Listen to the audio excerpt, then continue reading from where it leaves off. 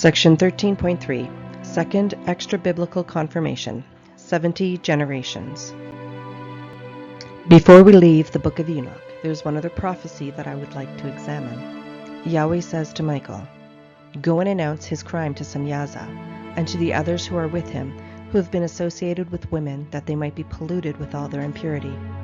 And when all their sons shall be slain, when they shall see the perdition of their beloved, bind them for 70 generations underneath the earth, even to the day of judgment and of consummation until the judgment, the effect of which will last forever, be completed."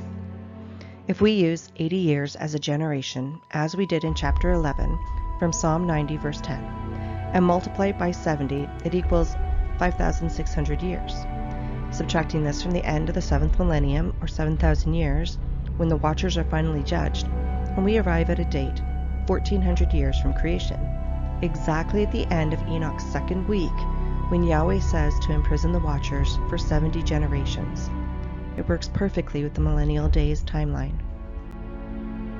Table 13.11, Second Extra-Biblical Confirmation, 70 Generations. We're looking back now at the same chart that we used when we went through the weeks of Enoch, the 1st through the 10th week, which equal 7,000 years, just like the millennial days.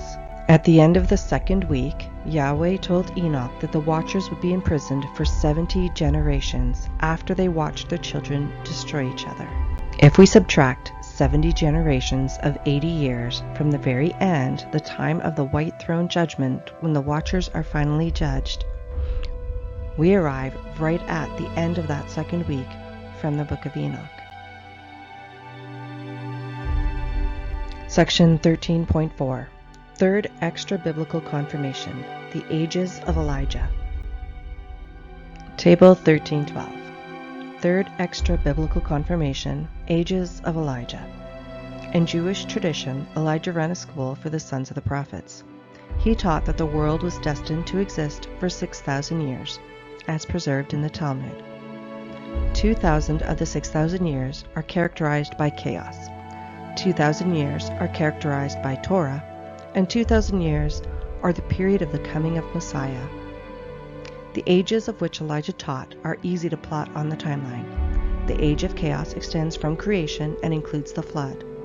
The age of Torah begins in the life of Abraham, with whom Yahweh makes his first covenant, and shortly thereafter Moses receives the law on Sinai.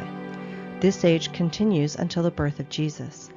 The age of Messiah begins with Jesus' ministry in 25 AD and continues until the end of the 6th day and the rapture of the elect. Once again, the agreement of Enoch's weeks with the timeline confirmed for me that the Masoretic text may be relied on for dates and ages.